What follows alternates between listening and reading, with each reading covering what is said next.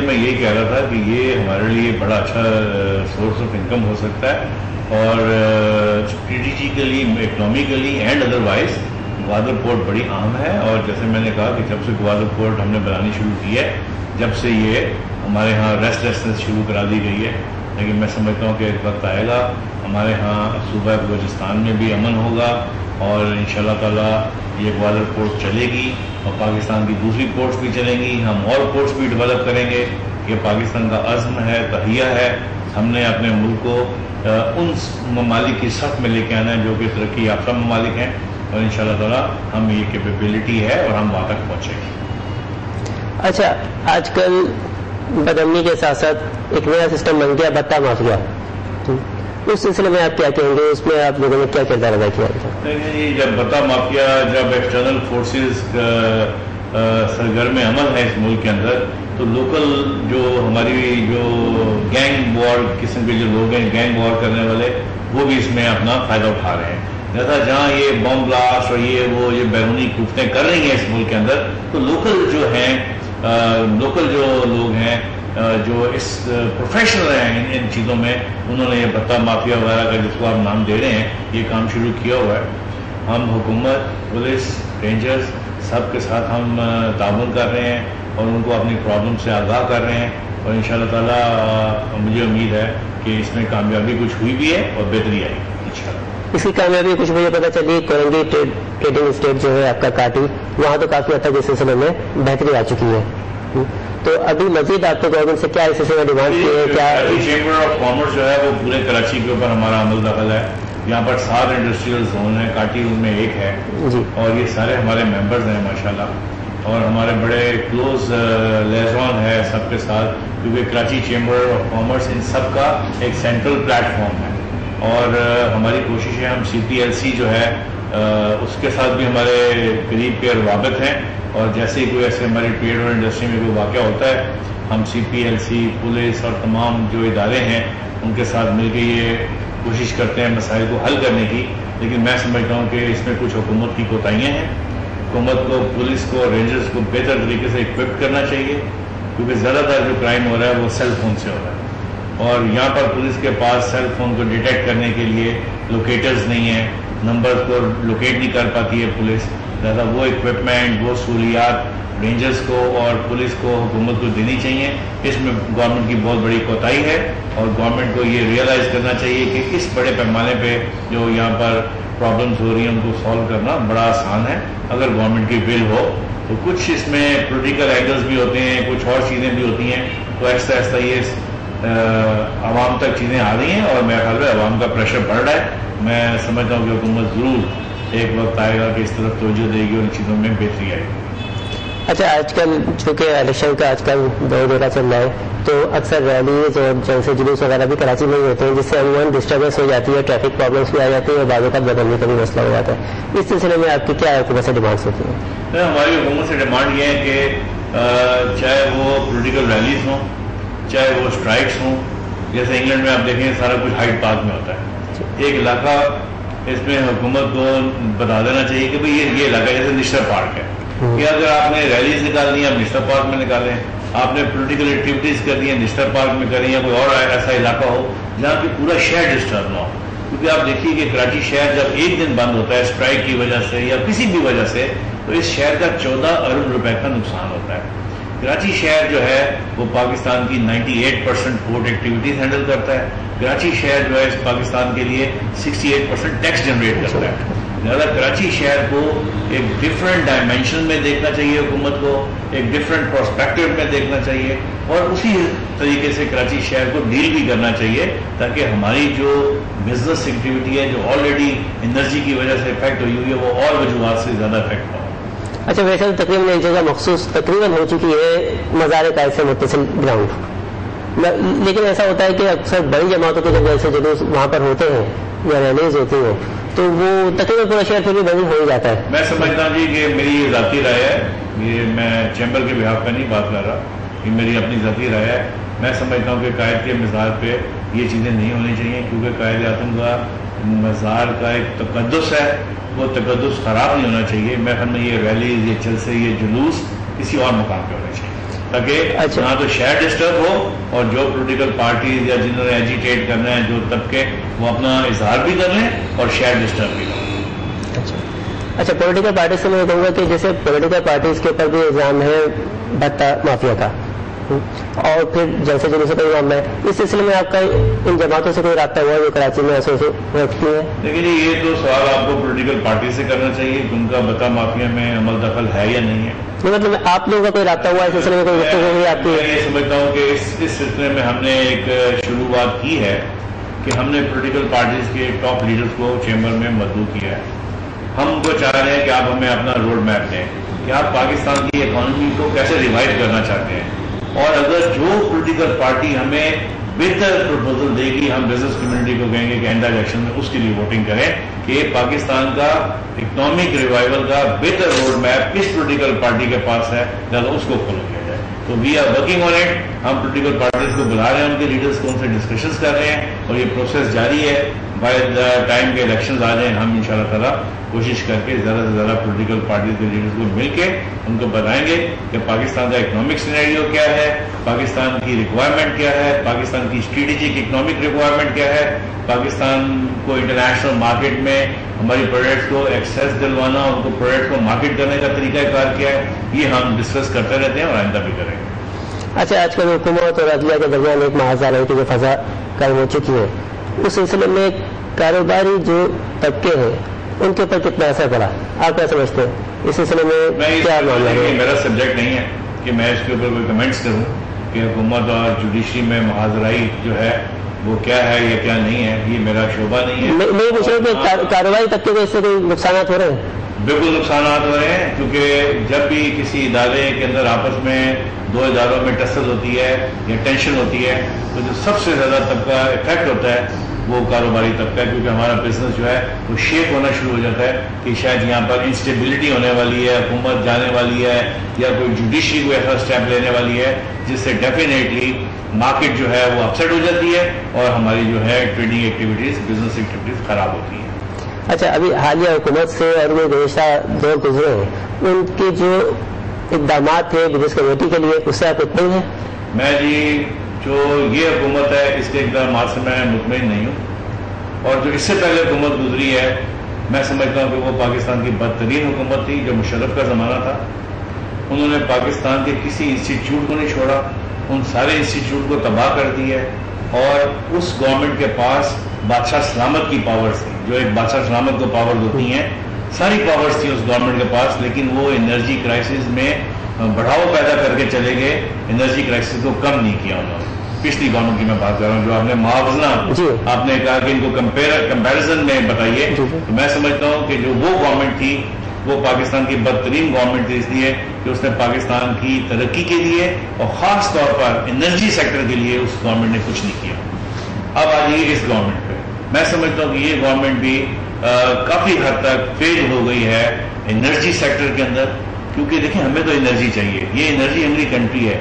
جو گورنمنٹ پاکستان کی انرجی کے لیے پاکستان کے عوام کے لیے نہیں سوچے گی, وہ صرف اپنے آپ کو بچانے میں لگی رہے گی, تو میں سمجھتا ہوں کہ عوام اس چیز کو زیادہ اپریشیٹ نہیں کرتے. دوسرا بڑا شعبہ جو ہے اس ملک کے اندر جو کسی حکومت نے توجہ نہیں دی انرجی کے ساتھ ساتھ, پچھلی حکومتوں نے بھی اور اس نے بھی, وہ ہے ایجوکیشن کا شعبہ. کوئی ملک اس وقت تک ترقی نہیں کر سکتا, ترقی یافتہ ممالک میں صف میں نہیں آ سکتا جب تک اس کے عوام پڑھے لکھے نہ ہوں. لہذا میں سمجھتا ہوں کہ کم از کم 5% سے زیادہ پاکستان کے نیشنل بجٹ کا جو ایلوکیشن ہے وہ ایجوکیشن پہ ہونا چاہیے. آج ہمارے جو چھوٹے شہر ہیں, فاٹا ہے, کے پی ہے, یا پنجاب کے انٹیریئر ہے, سندھ کا انٹیریئر ہے, بلوچستان کے علاقے ہیں, کشمیر ہے, ان میں کیوں ترقی نہیں ہو رہی ہے, کیوں ہم پیچھے ہیں؟ اس لیے ہے کہ ہمارے عوام میں ماسز میں ایجوکیشن نہیں ہے. لہذا میں سمجھتا ہوں کہ ہمارے ہاں جو سب سے زیادہ ضروری چیز ہے وہ وار فوٹنگ کے اوپر ہونی چاہیے, وہ ہے ایجوکیشن. ماسز میں کم از کم میٹرک تک ایجوکیشن فری ہونی چاہیے, حکومت کو اس طرف توجہ دینی چاہیے. آج ہم توجہ دیں گے تو ایک جنریشن 20 سال کے بعد پیدا ہوگی جو ایجوکیٹڈ ہوگی, تو ہم ابھی بھی ایجوکیشن میں 20-25 سال پیچھے ہیں, اور ترقی میں تو ہم 50-60 سال پیچھے ہیں دوسرے ممالک سے.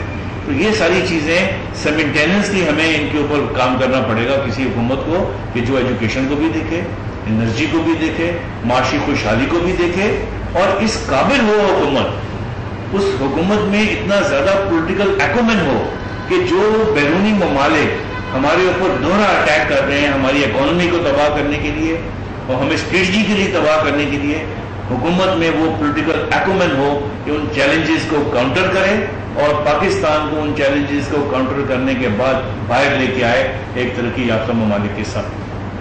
اچھا, بات حکومت کی بحالی کی ہو رہی ہے تو اس دفعہ خصوصاً ٹیکسٹائل انڈسٹری جو ہے حکومت سے بہت زیادہ نالا ہے, تو اس کے بارے میں بتائیے گا کہ اب وہاں کی کیا سچویشن ہے ٹیکسٹائل ڈپارٹمنٹ. دیکھیے, ٹیکسٹائل میں ہماری اینول ایکسپورٹ ہوتی تھی $15 بلین کی, اس سال ہماری اینول ایکسپورٹ ہوئی ہے $7.5 بلین کی, ہاف 50%, اور وہ اس وجہ سے ہاف ہو گئی ہیں کیونکہ ہمارے پاس انرجی نہیں ہے.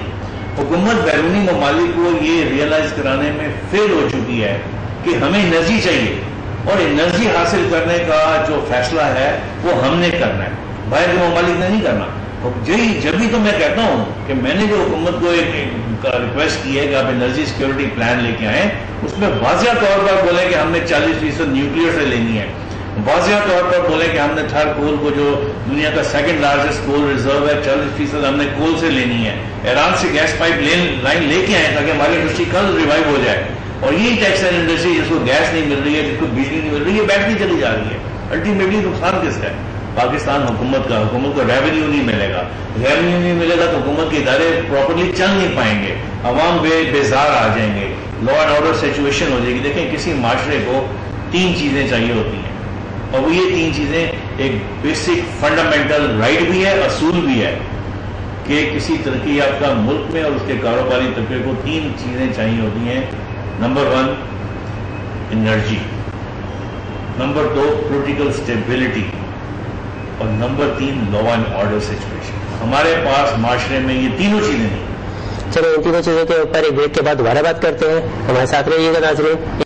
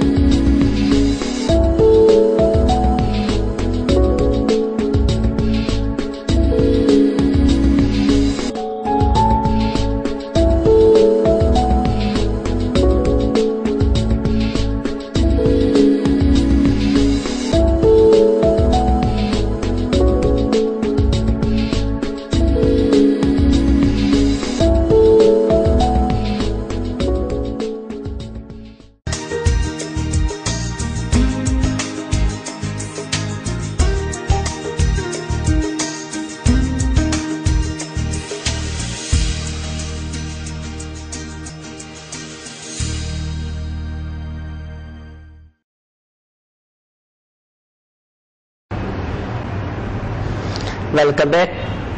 ایک دفعہ پھر گفتگو کا آغاز کرتے ہیں. آپ 3 پوائنٹس کے اوپر ذکر کر رہے تھے. میں 3 پوائنٹ سے یہ کہہ رہا تھا جی کہ political stability, law and order کا ہونا بہت ضروری ہے, اور تیسری چیز یہ ہے انرجی. ہماری حکومتیں, سکسیسو حکومتیں ان 3 چیزوں کو پرووائڈ کرنے میں فیل ہوئی ہیں, خاص طور پر آج کل. اس میں کچھ حکومت کی کوتاہیاں ہیں اور کچھ بیرونی ہاتھ. میں سمجھتا ہوں کہ بیرونی ہاتھ زیادہ ہے, اور جو حکومت کی سب سے بڑی کوتاہی ہے کہ جو لا اینڈ آرڈر کو حکومت سنبھال نہیں پا رہی ہے, وہ چیلنجز جو بیرونی ہاتھ کے چیلنجز ہیں وہ حکومت ان کو میٹ نہیں کر رہی ہے, ان کو ریکٹیفائی نہیں کر رہی ہے, ان چیلنجز کو سنبھال نہیں پا رہی ہے. لہذا یہ بھی حکومت ہی کی ذمہ داری ہوتی ہے کہ اگر کوئی ایکسٹرنل فورس ملک کو ڈی اسٹیبلائز کر رہی ہے تو حکومت میں اتنی کیپیبلٹی ہونی چاہیے کہ اس ڈی اسٹیبلائزیشن فیکٹر کو دیکھے, کنٹرول کرے, اس کو ختم کرے, ارسپیکٹو آف دا فیکٹ کہ کون سا ملک انوالو ہے اس میں, وہ کیا کر رہا ہے. یہ حکومت وقت کی ذمہ داری ہوتی ہے. اور میں سمجھتا ہوں کہ حکومت کو ٹریڈ اور انڈسٹری کو آن بورڈ لینا چاہیے. جو بیرونی طاقتیں پاکستان کو ڈیسٹیبلائز کر رہے ہیں، وہ پرابلمس پاکستان کی عوام سے اور بزنس کمیونٹی سے شیئر کرنی چاہیے. ہم حکومت کا ساتھ دینے کے لیے تیار ہیں، اور ہم ہر حکومت کو جو پاکستان کی پروگرس کے لیے کام کرتی ہے، میں سمجھتا ہوں ہم اس کے ساتھ ہیں. اور ایک چیز میں اس میں اور ایڈ کروں، یہ رواج ہے اس ملک میں کہ حکومتوں کو کرٹیسائز کرنا. حکومتوں کو ہم کرٹیسائز نہیں کرنا چاہتے. ہم چاہتے ہیں کہ کیپیبل حکومتیں آئیں، اور جو حکومت ہے وہ اپنے اندر وہ کیپیبلٹی پیدا کرے کہ پاکستان کو ان کرائسس سے نکالا جا سکے. یہ صرف حکومت کی ذمہ داری ہے. میں سمجھتا ہوں کہ پاکستان کے عوام، پاکستان کی بزنس کمیونٹی، اگر آپ ان کا دوسرے ممالک سے مقابلہ کریں تو بہت اچھے ہیں. دوسرے ممالک کے عوام اور بزنس کمیونٹی اتنی حکومت کو سپورٹ نہیں کرتی ہے جتنا پاکستان کے لوگ کرتے ہیں، کیونکہ ہمارا ملک ہے، حکومتیں بھی ہماری ہیں، ہم میں سے ہی آتی ہیں، ہم نے ہی ان کو کریڈٹ کرنا ہے. لہذا جہاں تک عوام کا تعلق ہے، میں عوام سے یہ گزارش کروں گا کہ اس حکومت کو ووٹ دیں جس کا پاکستان کا اکنامک کو ریوائیو کرنے کا ایجنڈا بہتر ہو، تاکہ پاکستان کو اکنامکلی ریوائیو کیا جا سکے. آج کل جنگیں یہ نہیں ہے کہ آپ نے کتنے بم مار دیے کس کے اوپر. آج کل جنگ ہو رہی ہے، اکنامک وارز ہیں. اکنامکلی آپ نے کتنا اسٹرانگ کرنا ہے. کوئی آنکھ اٹھا کے نہیں دے سکتا، اس لیے کہ چائنا اکنامکلی اسٹرانگ ہوتا چلا جا رہا ہے. ہم نے بھی اکنامکلی اسٹرانگ ہونا ہے. ماشاءاللہ ہم نیوکلیئر کیپیبل کنٹری ہیں. ہم نے اپنا ڈیفینس کو مضبوط کر لی ہے. Being a nuclear country, Pakistan کو انشاءاللہ تعالیٰ کوئی میلی آنکھ سے نہیں دے سکتا.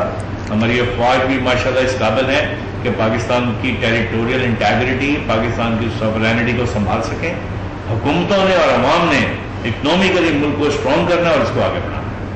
اچھا، آخر میں ایک پوائنٹ اور ڈسکس کرنا چاہوں گا آپ سے، کیونکہ بزنس کمیونٹی سے جب بھی ملاقات ہو یہ پوائنٹ ڈسکس کے بغیر بات پوری نہیں ہوتی، کہ کیا آپ ٹیکسز کا جو موجودہ نظام ہے اس سے مطمئن ہیں؟ جی، ہم ٹیکسز کے نظام سے بالکل مطمئن نہیں ہیں.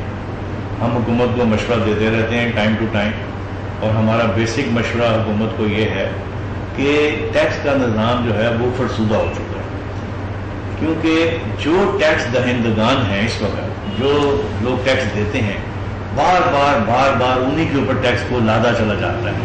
ہم چاہتے ہیں کہ ٹیکس نیکس کو بڑھایا جائے، عوام کو بڑھایا جائے، زیادہ سے زیادہ لوگوں کو ٹیکس میں لایا جائے، اور ٹیکس کی شرح کو کم کیا جائے.